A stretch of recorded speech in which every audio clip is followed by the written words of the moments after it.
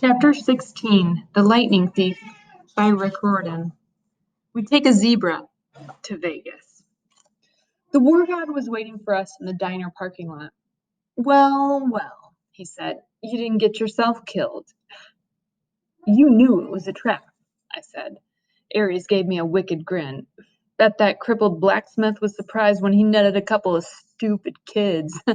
You looked good on TV. I shoved his shield at him. You're a jerk. Annabeth and Grover caught their breath. Aries grabbed the shield and spun it in the air like pizza dough. It changed form, melting into a bulletproof vest. He slung it across his back. See that truck over there? He pointed to an 18-wheeler parked across the street from the diner. That's your ride. Take you straight to L.A. with one stop in Vegas. The 18-wheeler had a sign on the back which I could read only because it was reverse printed white on black, a good combination for dyslexia.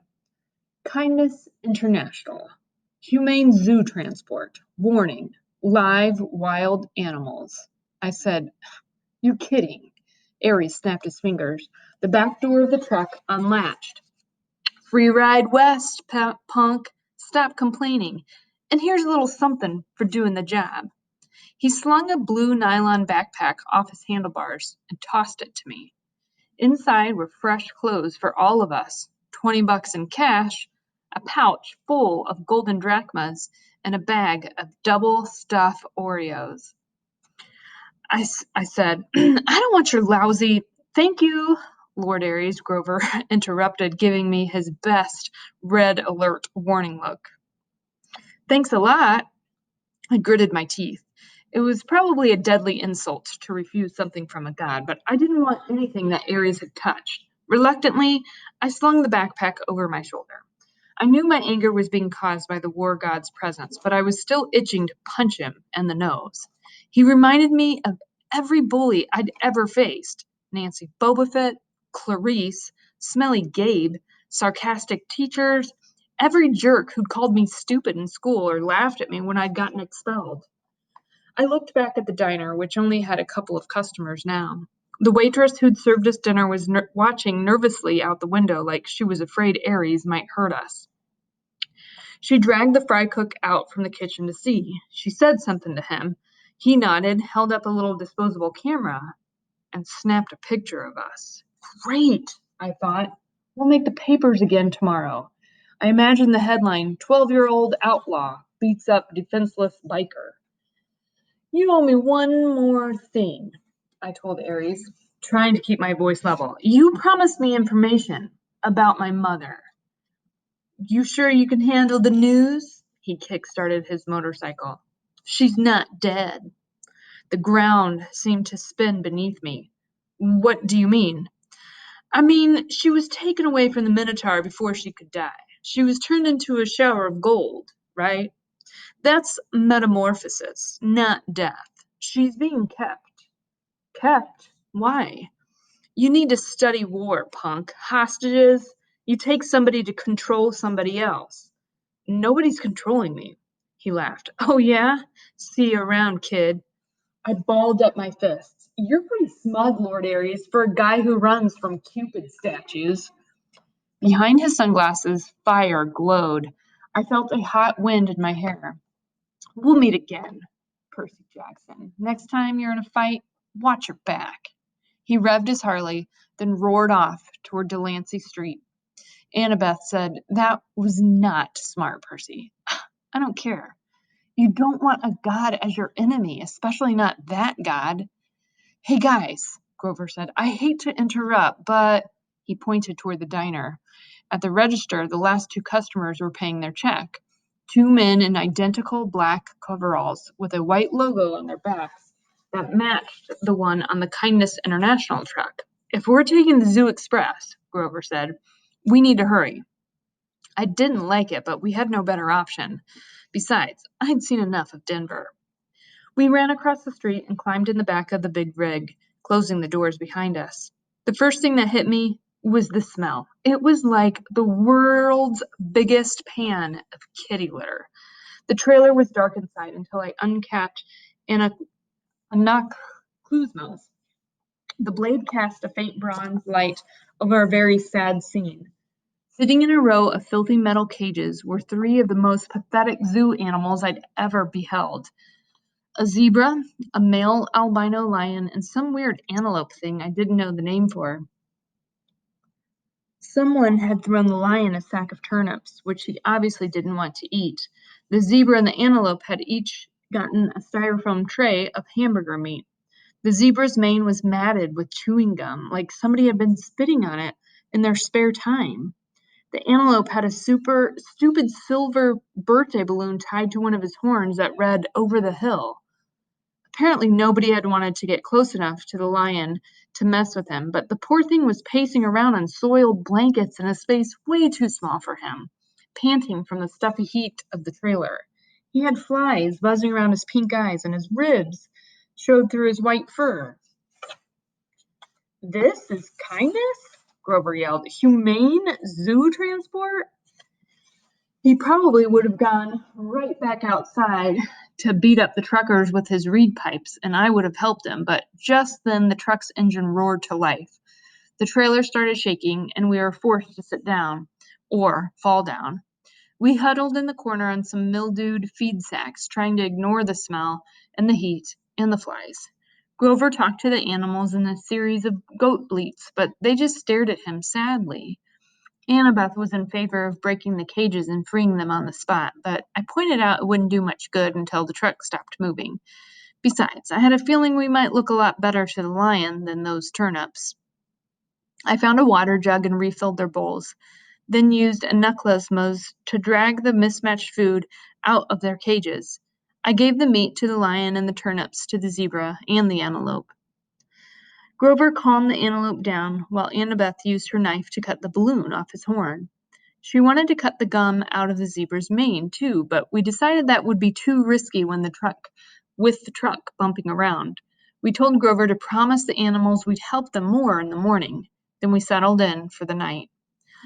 Grover curled up on a turnip snack. Annabeth opened our bag of double-stuffed Oreos and nibbled on one half-heartedly.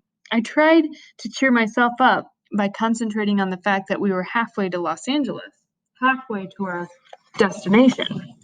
It was only June 14th. The solstice wasn't until the 21st. We could make it in plenty of time. On the other hand, I had no idea what to expect next. The gods kept toying with me. At least Hephaestus had the decency to be honest about it. He'd put up cameras and advertised me as entertainment. But even when the cameras weren't rolling, I had a feeling my quest was being watched. I was a source of amusement for the gods. "Hey," Annabeth said, "I'm sorry for freaking out back at the water park, Percy." "That's okay.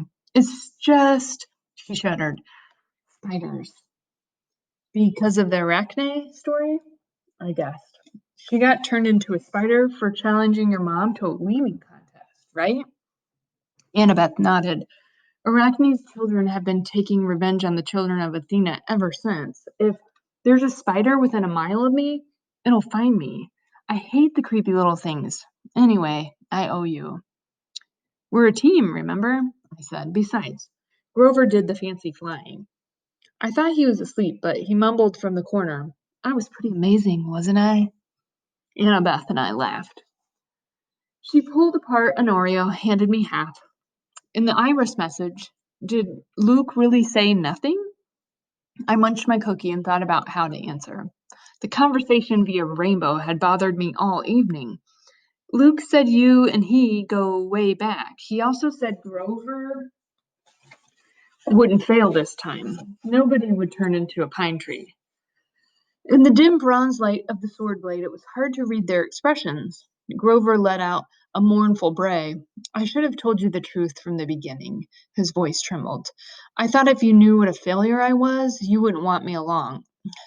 "You were the satyr who tried to rescue Talia, the daughter of Zeus." He nodded glumly. "And the other two half-bloods Talia befriended, the ones who got safely to camp?" I looked at Annabeth. "That was you and Luke, wasn't it?" She put down her Oreo, uneaten. "Like you said, Percy, a 7-year-old half-blood wouldn't have made it very far alone. Athena guided me toward help. Thalia was 12. Luke was 14. They both ran away from home like me. They were happy to take me with them. They were amazing monster fighters, even without training. We traveled north from Virginia without any real plans, fending off monsters for about 2 weeks before Grover found us.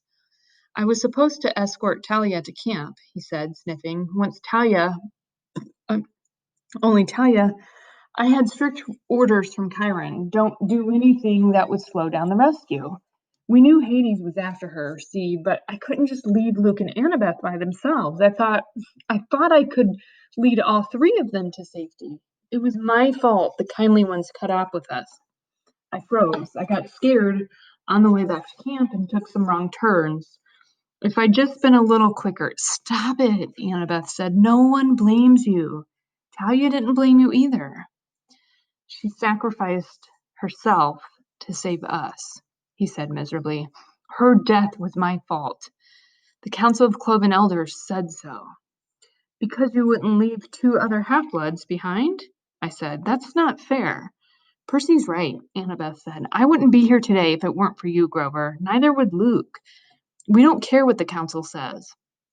Grover kept sniffling in the dark. It's just my luck. I'm the lamest satyr ever, and I find the 2 most powerful half-bloods of the century, Talia and Percy. You're not lame, Annabeth insisted. You've got more courage than any satyr I'd ever met. Name one other who would dare go to the underworld. I bet Percy's really glad you're here right now. She kicked me in the shin. Yeah, I said, which I would have done even without the kick. It's not luck that you found Talia and me, Grover. You've got the biggest heart of any satyr ever. You're a natural searcher. That's why you'll be the one who finds Pan. I heard a deep, satisfied sigh. I waited for Grover to say something, but his breathing only got heavier. When the sound turned to snoring, I realized he'd fallen asleep. How does he do that? I marveled. I don't know, Annabeth said, but that was really a nice thing you told him. I meant it. We rode in silence for a few miles, bumping around on the feed sacks. The zebra munched on a turnip. The lion licked the last of the hamburger meat off his lips and looked at me hopefully. Annabeth rubbed her necklace like she was thinking deep, strategic thoughts. The pine tree bead, I said. Is that from your first year? She looked. She hadn't realized what she was doing. Yeah, she said. Every August, the counselors pick the most important event of the summer and they paint it on that year's beads. I've got Talia's pine tree, a Greek Ptolemy on fire, a centaur in a prom dress. Now that was a weird summer. And the college ring is your father's? That's none of your... She stopped herself. Yeah, it is. You don't have to tell me. No, it's okay. She took a shaky breath. My dad sent it to me, folded up in a letter 2 summers ago. The ring was like his main keepsake from Athena. He wouldn't have gotten through his doctoral program at Harvard without her. That's a long story. Anyway, he said he wanted me to have it. He apologized for being a jerk, and he loved me, said he loved me and missed me. He wanted me to come home and live with him. That doesn't sound so bad. Yeah, well, the problem was I believed him. I tried to go home for that school year, but my stepmom was the same as ever. She didn't want her kids put in danger by living with a freak. Monsters attacked. We argued. Monsters attacked. We argued. I didn't even make it through winter break. I called Chiron and came back to Camp Half-Blood. You think you'll ever try living with your dad again? She wouldn't meet my eyes. Please, I'm not into self-inflicted pain. You shouldn't give up, I told her. You should write him a letter, something. Thanks for the advice, she said coldly, but my father's made his choice about who he wants to live with. We passed another few miles of silence. So, if the gods fight, I said, will things line up in the way they did with the Trojan War? Will it be Athena versus Poseidon? She put her head against the backpack Ares had given us and closed her eyes. I don't know what my mom will do. I just know I'll fight next to you. Why? Because you're my friend, Seaweed Brain, and any more stupid questions? I couldn't think of an answer for that. Unfortunately, I didn't Fortunately, I didn't have to. Annabeth was asleep. I had trouble following her example, with Grover snoring and an albino lion staring hungrily at me, but eventually I closed my eyes. My nightmare started out as something I'd dreamed a million times before. I was being forced to take a standardized test while wearing a straitjacket. All the other kids were going out to recess, and the teacher kept saying, "Come on, Percy, you're not stupid, are you? Pick up your pencil." Then the dream strayed from the usual. I looked over at the next desk and saw a girl sitting there, also wearing a straitjacket. She was my age, with unruly black punk-style hair, dark eyeliner around her stormy green eyes, and freckles across her nose. Somehow I knew who she was. She was Talia, daughter of Zeus. She struggled against the straitjacket, glared at me in frustration, and snapped. "Well, seaweed brain, one of us has to get out of here." She's right, my dream self thought. I'm going back to that cavern. I'm going to give Hades a piece of my mind. The straitjacket melted off me. I fell through the classroom floor. The teacher's voice changed until it was cold and evil, echoing from the depths of a great chasm. "Percy Jackson," it said. "Yes, the exchange went well, I see." I was back in the dark cavern, spirits of the dead drifting around me. Unseen in the pit, the monstrous thing was speaking, but this time it wasn't addressing me. The numbing power of its voice seemed directed somewhere else. "And he suspects nothing?" it asked. Another voice, one I almost recognized, answered at my shoulder. "Nothing, my lord. He is as ignorant as the rest." I looked over, but no one was there. The speaker was invisible. "Deception upon deception," the thing in the pit mused aloud. "Excellent. Truly, my lord," said the voice next to me, "you are well named the Crooked One, but was it really necessary? I could have brought you what I stole directly." "You?" the monster said in scorn. "You have already shown your limits. You would have failed me completely had I not intervened. But, my lord, peace, little servant. Our 6 months have bought us much. Zeus's anger has grown. Poseidon has played his most desperate card. Now we shall use it against him. Shortly you shall have the reward you wish and your revenge, as soon as both items are delivered into my hands. But wait, he is here." "What?" The invisible servant suddenly sounded tense. "You summoned him, my lord?" "No." The full force of the monster's attention was now pouring over me, freezing me in place. "Blast his father's blood! He is too changeable, too unpredictable. The boy brought himself hither." "Impossible!" the servant cried. "For a weakling such as you, perhaps," the voice snarled. Then its cold power turned back on me. "So you wish to dream of your quest, young half-blood? Then I will oblige." The scene changed. I was standing in a vast throne room with black marble walls and bronze floors. The empty, horrid throne was made from human bones fused together. Standing at the foot of the dais was my mother, frozen in shimmering golden light, her arms outstretched. I tried to step toward her, but my legs wouldn't move. I reached for her, only to realize that my hands were withering to bones. Grinning skeletons in Greek armor crowded around me, draping me with silk robes, wreathing my head with laurels that smoked with chimera poison, burning into my scalp.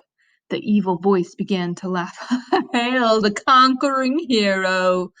I woke with a start. Grover was shaking my shoulder. "The truck stopped," he said. "We think they're coming to check on the animals." "Hide!" Annabeth hissed. She had it easy. She just put on her magic cap and disappeared. Grover and I had to dive behind feed sacks and hope we looked like turnips. The trailer doors creaked open. Sunlight and heat poured in. Man, one of the truckers said, waving his hand in front of his ugly nose. I wish I had appliances. He climbed inside and poured some water from a jug into the animals' dishes. You hot, big boy? He asked the lion, then splashed the rest of the bucket right in the lion's face. The lion roared in indignation. Yeah, the man said. Next to me, under the turnip sacks, Grover tensed. For a peace-loving herbivore, he looked downright murderous. The trucker threw the antelope a squashed-looking Happy Meal bag. He smirked at the zebra. How you doing, Stripes?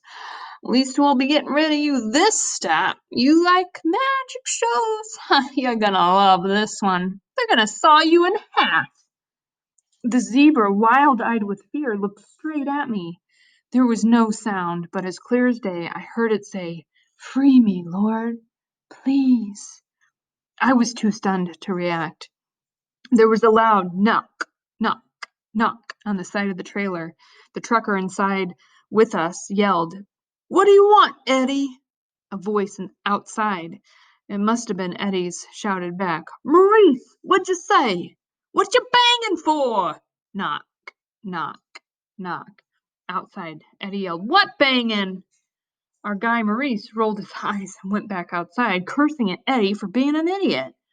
A second later, Annabeth appeared next to me. She must have done the banging to get Maurice out of the trailer. She said, This transport business can't be legal. No kidding, Grover said. He paused as if listening. The lion says these guys are animal smugglers.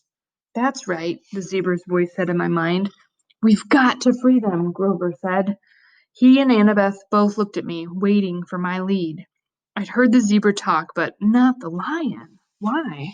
Maybe it was another learning disability? I could only understand zebras? Then I thought, horses. What had Annabeth said about Poseidon creating horses? Was a zebra close enough to a horse? Was that why I could understand it? The zebra said, Open my cage, Lord, please. I'll be fine after that. Outside, Eddie and Maurice were still yelling at each other, but I knew they'd be coming inside to torment the animals again any minute. I grabbed Riptide and slashed at the lock off the zebra's cage. The zebra burst out. It turned to me and bowed. Thank you, Lord. Grover held up his hands and said something to the zebra in goat talk like a blessing. Just as Maurice was poking his head back inside to check out the noise, the zebra leaped over him and into the street. There was yelling and screaming and cars honking. We rushed to the doors of the trailer in time to see the zebra galloping down a wide boulevard lined with hotels and casinos and neon signs. We'd just released a zebra in Las Vegas. Maurice and Eddie ran after it with a few policemen running after them, shouting, Hey, you need a permit for that. Now would be a good time to leave, Annabeth said. The other animals first, Grover said. I cut the locks with my sword. Grover raised his hands and spoke the same goat blessing he'd used for the zebra. Good luck, I told the animals. The antelope and the lion burst out of their cages and went off together into the streets. Some tourists screamed. Most just backed off and took pictures, probably thinking it was some kind of stunt by one of the casinos. Will the animals be okay? I asked Grover. I mean, the desert and all? Don't worry, he said. I placed a satyr sanctuary on them. Meaning they'll reach the wild safely, he said. They'll find water, food, shade, whatever they need until they find a safe place to live. Why can't you place a blessing like that on us? I asked. It only works on wild animals. So it would only affect Percy, Annabeth reasoned. Hey, I protested. Kidding, she said. Come on, let's get out of this filthy truck. We stumbled out into the desert afternoon. It was 110 degrees, easy, and we must have looked like deep-fried vagrants, but everybody was too interested in the wild animals to pay us much attention. We passed the Monte Carlo and the MGM. We passed pyramids, a pirate ship, and the Statue of Liberty, which was a pretty small replica, but still made me homesick. I wasn't sure what we were looking for. Maybe just a place to get out of the heat for a few minutes, find a sandwich and a glass of lemonade, make a new plan for getting west. We must have taken a wrong turn because we found ourselves at a dead end, standing in front of the Lotus Hotel and Casino. The entrance was a huge neon flower and petals lighting up and blinking. No one was going in or out, but the glittering chrome doors were open, spilling out air conditioning that smelled like flowers. Lotus blossom, maybe. I'd never smelled one, so I wasn't sure. The doorman smiled at us. Hey, kids, you look tired. You want to come in and sit down? I'd learned to be suspicious the last week or so I figured anybody might be a monster or a god. You just couldn't tell. But this guy was normal. One look at him and I could see. Besides, I was so relieved to hear somebody who sounded sympathetic that I nodded and said we'd love to come in. Inside, we took one look around and Grover said, Whoa! The whole lobby was a giant game room. And I'm not talking about cheesy old Pac-Man games or slot machines. There was an indoor water slide snaking around the glass elevator, which went straight up at least 40 floors. There was a climbing wall on the side of one building and an indoor bungee jumping bridge. There were virtual reality suites with working laser guns and hundreds of video games, and each one the size of a widescreen TV. Basically, you name it, this place had it. There were a few other kids playing, but not that many. No waiting for any of the games. There were waitresses and snack bars all around, serving every kind of food you can imagine. Hey, a bellhop said. At least I guess he was a bellhop. He wore a white and yellow Hawaiian shirt with lotus designed shorts and flip-flops. Welcome to the Lotus Casino. Here's your room key. I stammered. But no, he said, laughing. The bill's taken care of. No extra charges, no tips. Just go up to the top floor. Room 4001. If you need anything like extra bubbles for the hot tub or skeet targets for the shooting range or whatever, just call the front desk. Here are your Lotus cash cards. They work in the restaurants and on all the games and rides. He handed us each a green plastic credit card. I knew there must be some mistake. Obviously, he thought we were some millionaire's kids, but I took the card and said, How much is on here? His eyebrows knit together. What do you mean? I mean, when does it run out of cash? He laughed. Oh, you're making a joke. Hey, that's cool. Enjoy your stay. We took the elevator upstairs and checked out our room. It was a suite with 3 separate bedrooms and a bar stocked with candy, sodas, and chips. A hotline to room service, fluffy towels, and water beds with feather pillows. A big screen television with satellite and high-speed internet. The balcony had its own hot tub, and sure enough, there was a skeet shooting machine and a shotgun, so you could launch clay pigeons right out over the Las Vegas skyline and plug them with your gun. I didn't see how that could be legal, but I thought it was pretty cool. The view over the strip and the desert was amazing, though I doubted we'd find time to look at the view with a room like this. Oh, goodness, Annabeth said. This place is sweet, Grover said. Absolutely sweet. There were clothes in the closet, and they fit me. I frowned, thinking this was a little strange. I threw Erie's backpack in the trash can. Wouldn't need that anymore. When we left, I could just charge a new one at the hotel store. I took a shower, which felt awesome after a week of grimy travel. I changed clothes, ate a bag of chips, drank 3 Cokes, and came out feeling better than I had in a long time. In the back of my mind, some small problem kept nagging me. I'd had a dream or something. I needed to talk to my friends, but I was sure it could wait. I came out of the bedroom and found that Annabeth and Grover had also showered and changed clothes. Grover was eating potato chips to his heart's content, while Annabeth cranked up the National Geographic channel. All those stations, I told her, and you turn on National Geographic? Are you insane? It's interesting. I feel good, Grover said. I love this place. Without his even realizing it, The wings sprouted out of his shoes and lifted him a foot off the ground, then back down again. So, what now? Annabeth asked. Sleep? Grover and I looked at each other and grinned. We both held up our green plastic Lotus cash cards. Playtime, I said. I couldn't remember the last time I had so much fun. I came from a relatively poor family. Our idea of a splurge was eating out at Burger King and renting a movie. A 5-star Vegas hotel? Forget it. I bungee jumped the lobby 5 or 6 times, did the water slide, snowboarded the artificial ski slope, and played virtual reality laser tag and FBI sharpshooter. I saw Grover a few times going from game to game. He really liked to the reverse hunter thing, where the deer go out and shoot the rednecks. I saw Annabeth playing trivia games and other brainiac stuff. They had this huge 3D sim game where you build your own city and you could actually see the holographic buildings rise on the display board. I didn't think much of it, but Annabeth loved it. I'm not sure when I realized something was wrong. Probably it was when I noticed the guy standing next to me at the VR sharpshooters. He was about 13, I guess, but his clothes were weird. I thought he was some Elvis impersonator's son. He wore bell-bottom jeans and a red t-shirt with black piping, and his hair was permed and gelled like a New Jersey girl's on homecoming night. We played a game of sharpshooters together, and he said, "Groovy, man. Been here 2 weeks, and the games keep getting better and better." Groovy?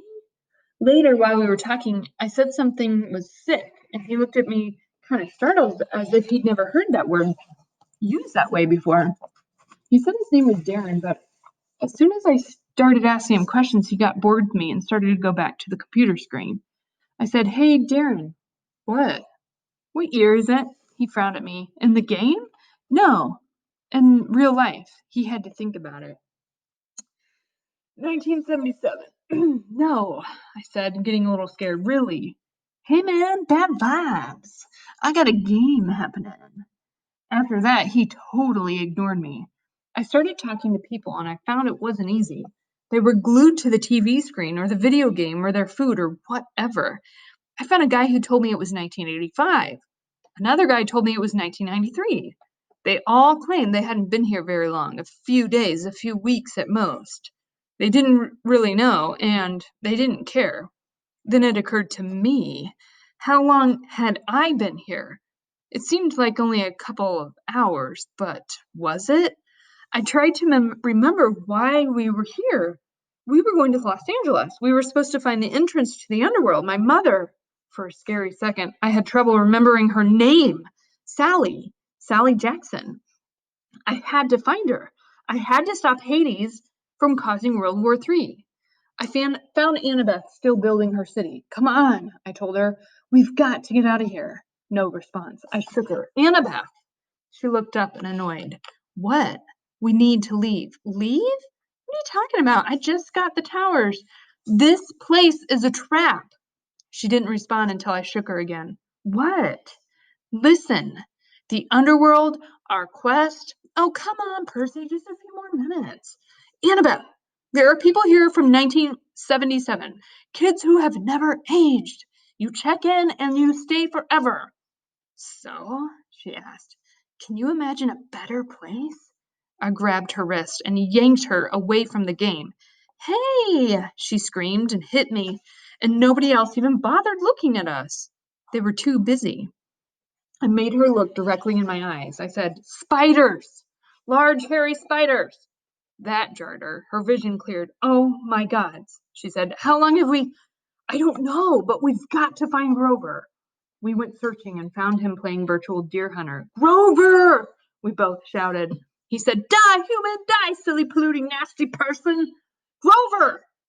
He turned the plastic gun on me and started clicking as if I were just another image from the screen. I looked at Annabeth, and together we took Grover by the arms and dragged him away. His flying shoes sprang to life and started tugging his legs in the other direction as he shouted, "No! I just got to a new level! No!"